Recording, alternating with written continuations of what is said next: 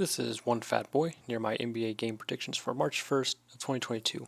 Tonight there is 6 games, and I'll be going over the spreads and over-unders for each of them.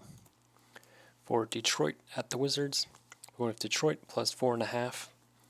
Detroit's been playing more consistent than the Wizards, as I think as of now, the Wizards are probably one of the bottom tier teams, but Detroit's obviously not that far from them, so I think overall, just betting on a team that should lose against a team that will likely lose most of their games, it's just safer to take the plus on the spreads. But I probably still wouldn't bet on the spread on this game, but if I had to lean one way, I'd just lean towards Detroit winning against the Washington. I will be going over 213.5 as the Wizards' defense not really noteworthy, and same with Detroit's defense. So they should be able to score on problem without any problems, but Detroit's not obviously the highest scoring team in the world. Then Washington, kind of the same way too. But I just lean towards over 213.5 as just like kind of like a baseline NBA score. For the Nets at Toronto, I'm going with Toronto minus 8.5. So with the game being in Toronto, that means Kyrie Irving, he's not allowed to play and probably not allowed to enter the country. So just having that means Nets are down their main players, so kind of see a repeat of last night. Might be a little closer overall, but I think Toronto should still win. They're playing at home, even if no one's really in the crowd. Still playing at home. As obviously it's like just having most of your starters. That's just a major advantage, so Toronto should come away with the win. I will be going over 221.5 as Brooklyn's defense, even with Drummond possibly being out, that's another dink to their Nets defense, so Toronto might even have an easier time scoring, but probably predict around the same amount of points for the Raptors, but I think Brooklyn might be able to get a little bit more, but over 221.5 seems like a reasonable amount for this game to come to. For Atlanta at Boston, so overall this should be a fun game to watch, but if I'm going to bet for a winner, I'd probably lean towards Boston as they've been more consistent as of late past month. Even though we're dealing with the second half of the season, Atlanta Hawks, I'm just going to have to lean towards Boston. This is both important games for these teams as they want to keep on climbing in the ranks, and winning against this either extend your lead by one game or jump them by one game, get one game closer. So important game for these two teams. But I'm just going to have to lean towards Boston as I think it's easier to win by your defense than it is by your offense, and that's how Boston's been mainly winning, as they do have one of the top defenses, and also helps if Jaylen Brown and Jason Tatum get going. Defense doesn't have to work as hard when you're scoring a few more points than you normally would.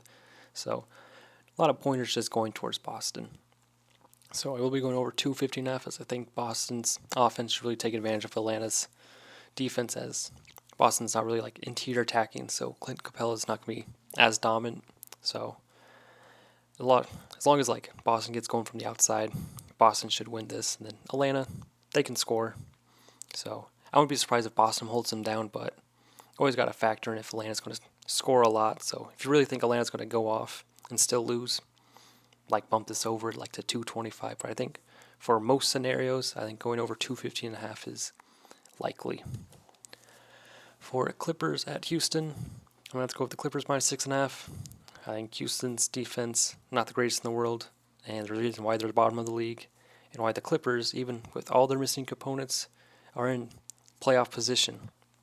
Because Tyronn Lue's been coaching very well, able to utilize all his pieces and win games, and usually wins out in those close games too. So I think this is a close game, and maybe the Clippers not going to win, but not win by the 6.5, but just win in general.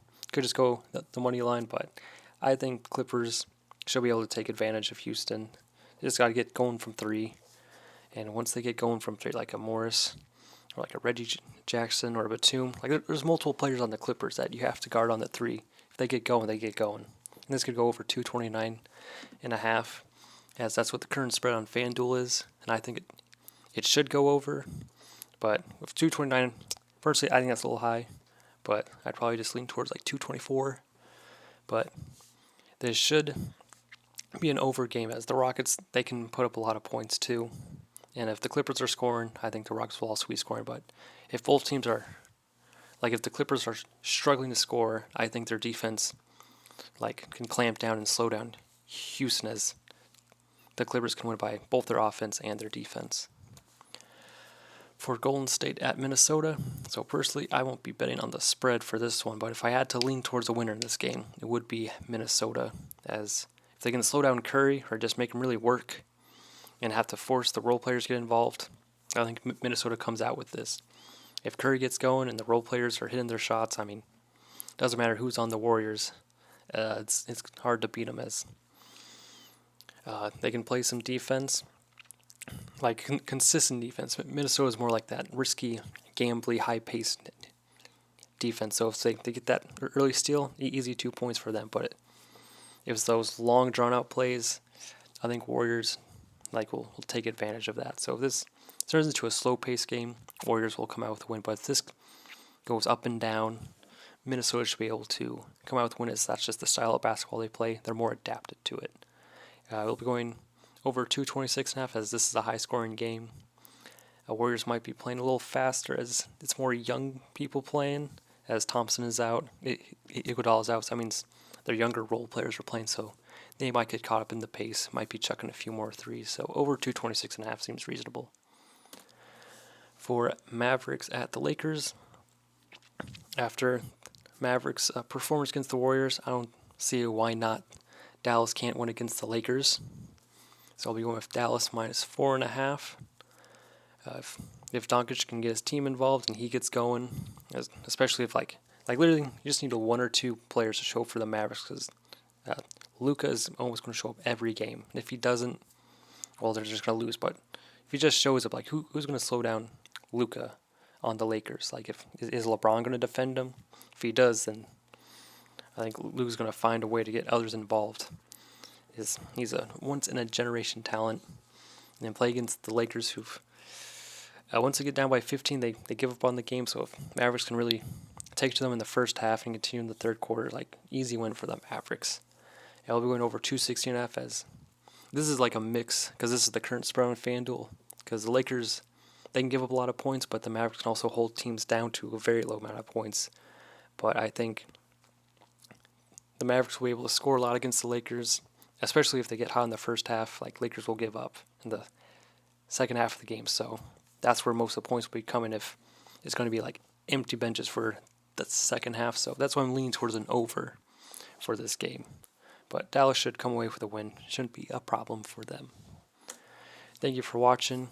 As always, have fun betting. That's the most important part at the end of the day, is to have fun watching sports. And once again, thanks for watching.